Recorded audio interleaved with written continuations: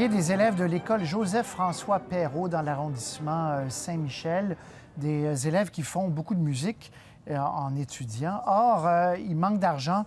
On a besoin d'une salle absolument dans cette école-là. Et vous savez qu'on manque d'argent pour tout dans le réseau de la CSDM. Résultat, l'Orchestre métropolitain a décidé de faire quelque chose pour ces jeunes. Il y aura un concert bénéfique ce vendredi à la salle, la Maison symphonique de Montréal, comme nous dit Émilie.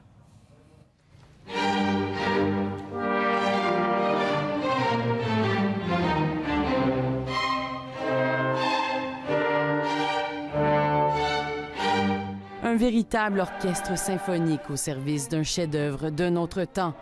Mais derrière les lutrins de tout jeunes concertistes, la relève d'une institution qui a 35 ans cette année. Une assez bonne proportion de nos jeunes ont poursuivi leur carrière. Il y en a qui jouent à l'étranger, il y en a qui sont chefs d'orchestre, il y en a qui jouent dans des orchestres, il y en a qui enseignent la musique. Ça fait 21 ans qu'Éric Levasseur enseigne la musique à l'école Joseph-François Perrault.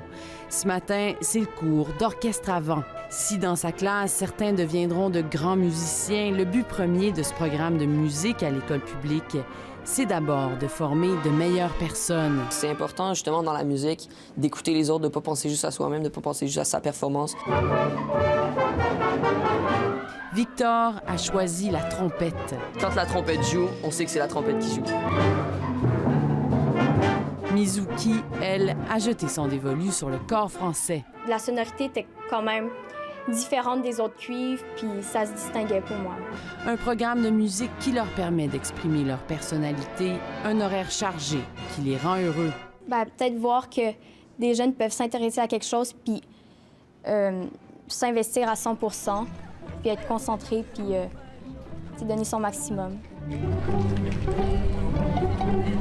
Construite à la fin des années 60, l'école Joseph-François Perrault accueille maintenant 800 étudiants dans le programme de musique, ce qui en fait l'un des plus importants campus du genre en Amérique du Nord. Comme la formation est gratuite, l'école permet à des enfants qui n'en auraient pas les moyens de devenir musiciens.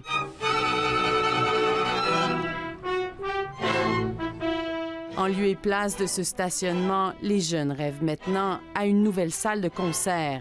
La leur est un peu vétuste. Comme vous voyez ici sur scène de l'auditorium de l'école, ils n'ont pas les lutrins, ils n'ont pas les chaises et ils sont collés de cette façon-ci. Donc, on n'a pas les infrastructures pour accueillir un orchestre ici à Joseph-François Perrault de cette envergure-là. Ici, il y a 280 places.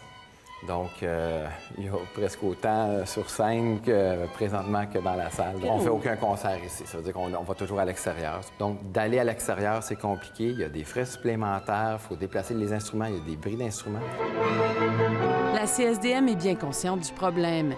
Mais dans le contexte actuel où une salle de concert pourrait paraître un luxe, elle cherche des sources de financement chez des partenaires privés, mais aussi auprès du gouvernement du Québec. C'est très important pour nous à la CSDM d'investir dans les enfants qui réussissent moins, mais aussi dans les enfants qui réussissent. Parce qu'un enfant qui réussit, c'est une belle victoire.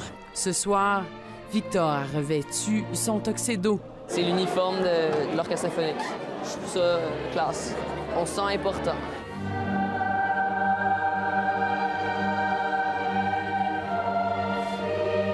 Se sentir important quand il y a tant d'urgence, c'est déjà un bon début dans la vie.